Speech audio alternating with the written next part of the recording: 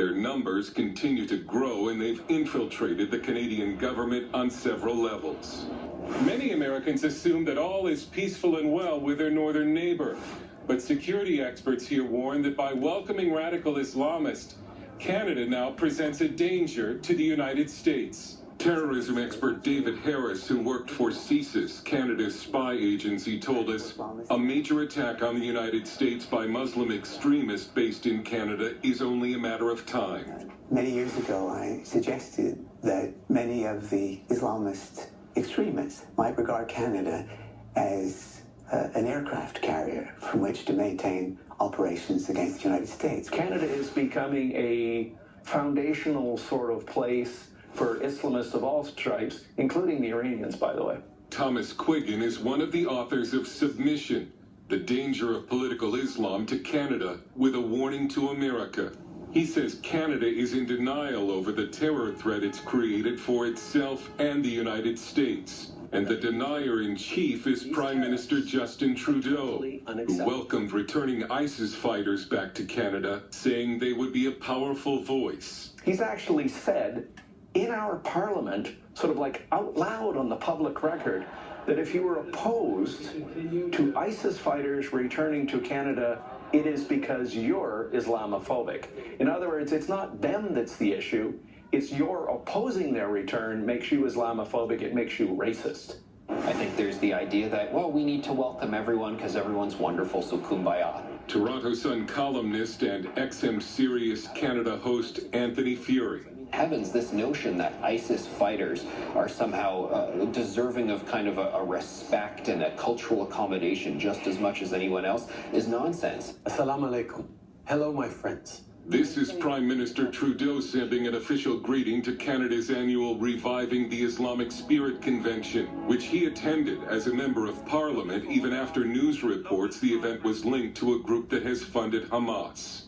This is also about celebrating our shared beliefs in justice, fairness, equality of opportunity, and acceptance. And it was quite startling for people to say, do you know who you're talking to? And why would you say that you share their values when their values are anti-democratic, anti-women's rights, pro-slavery, pro-stoning of women? I mean, the stuff that's on some of their websites here in Canada is startling. There have been lone wolf attacks on the U.S. from Canadian Muslim terrorists ever since the Quebec-based Millennial bomber tried to cross the border to blow up LAX in 1999.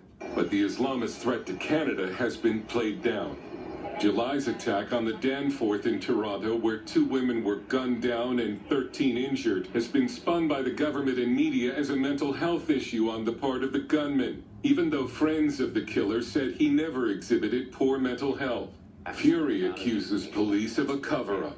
There's been a total cone of silence around the Danforth shooting story. I wrote a feature where I found out that the family statement, which said mental illness, nothing to see here, that had actually been sort of co-authored and put together by a spin doctor and also a Muslim community activist.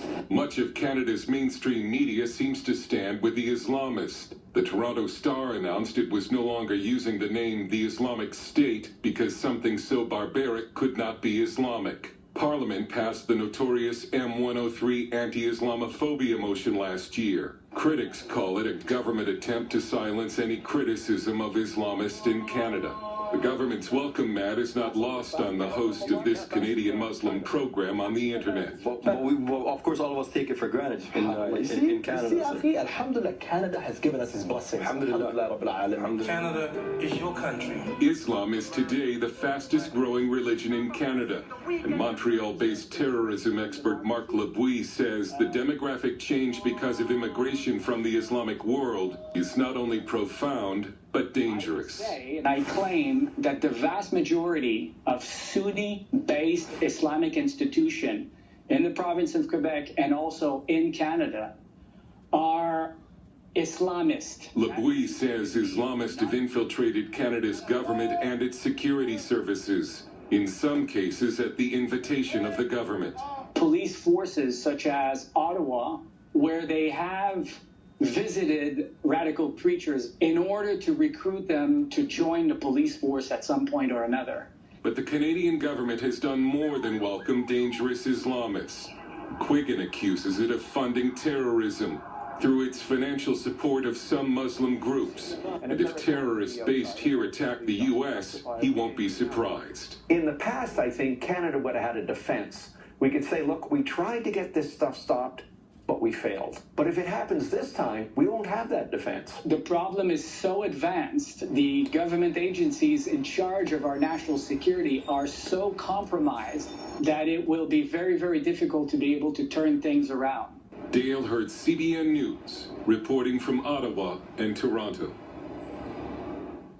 You know, the Bible says the government will be upon his shoulders, and I thank God it's on him and not on me, because wouldn't you hate to be in the shoes of President Trump, having to deal with Korea, having to deal with nuclear threats, having to deal with the restive population at home, having to deal with a media that hates you, having to deal with a next-door neighbor that is turning Islamic, having to deal with what's happened in Saudi Arabia. All of these things, you better pray for our president, because, you know, the truth is the government is on the shoulders of Jesus, and he's the only one that's smart enough to figure it out.